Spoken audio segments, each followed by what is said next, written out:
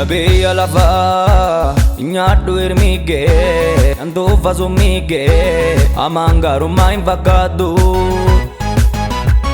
Abeyya lafa irraan bareedde keessa keetiini ilki hamaa kan nama baattu. Abeyya lafa nyaadhu hirmige antuufa summige amaan gaarummaa hin fakkaattu. Abeyya lafa irraan bareedde keessa keetiini ilki hamaa kan nama baattu. Siittiin gurguruu maangafummaa koo fayyaan du'aan fakkaataare. Siittiin gurguruu maangafummaa koo somni moo dhugaan jaalaare. Siittiin gurguruu maangafummaa koo ifaaf dukkanni tokko miti. Siittiin gurguruu maangafummaa koo beenume hanqittee geemiti. Siittiin gurguruu maangafummaa koo fayyaan du'a fakkaataare. Siittiin gurguruu maangafummaa koo somni moo dhugaan jaalaare. Siittiin gurguruu maangafummaa koo ifaaf dukkanni tokko miti. Siittiin gurguruu maangafummaa koo beenume hanqittee geemiti. Siittiin gurguruu maangafummaa koo fayyaan du'a fakkaataare. Siittiin gurguruu maangafummaa koo somni moo dhugaa jaalaare. Siittiin gurguruu maangafummaa koo ifaaf dukkanni tokko miti. Siittiin gurguruu maangafummaa koo beenume hanqittee geemiti.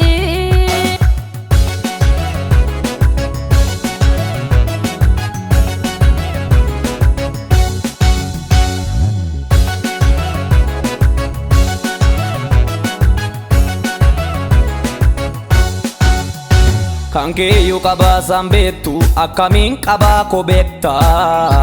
Erga jeeftee namnaan iltu garaan keenan dhiigu beeka. Kan keeyyuu qabaasan beektu akkamiin qabaa koo beekta. Erga jeeftee namnaan iltu garaan keenan dhiigu beeka. Ilmi immoo abbaasa fakkaata lakkii ani isiin hin fakkaadhu. Yesuustu dhiigaan na dhalche hin kophaa hin baadhu. Ilmi immoo abbaasa fakkaata lakkii ani isiin hin fakkaadhu. Yesuustu dhiigaan na dhalche hin kophaa hin baadhu.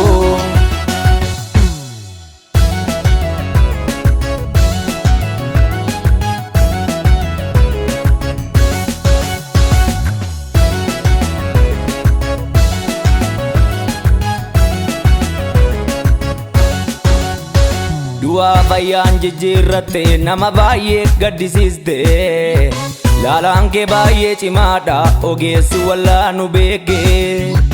Du'a fayyaan jijjiirratte nama baay'ee gaddisiiste.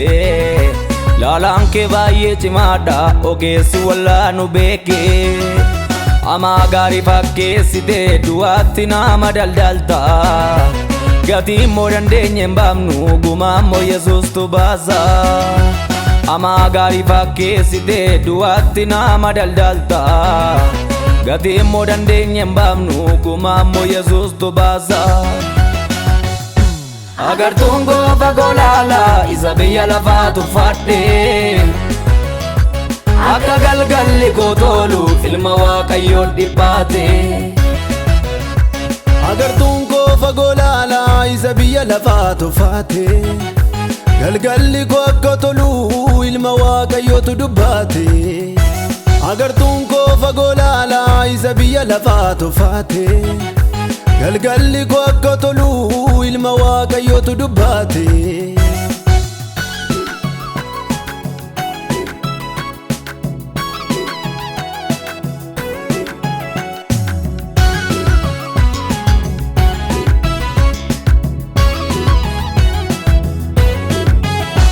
Fannoo Kiristoos malee waanjoo kee maaliif hambaadha. Kan gooftaan naaf eebbisee malee hirmii kee maaliif nyaadha. Fannoo Kiristoos malee waanjoo kee maaliif hambaadha. Kan gooftaan naaf eebbisee malee hirmii kee maaliif nyaadha.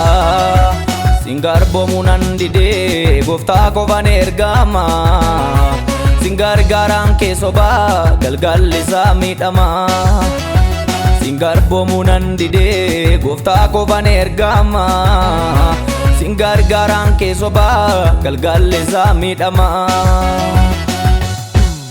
atoo ganama malee galgalan qabdu atoo salphina malee ulfinan qabdu atoo ajjeesu malee fayyinan qabdu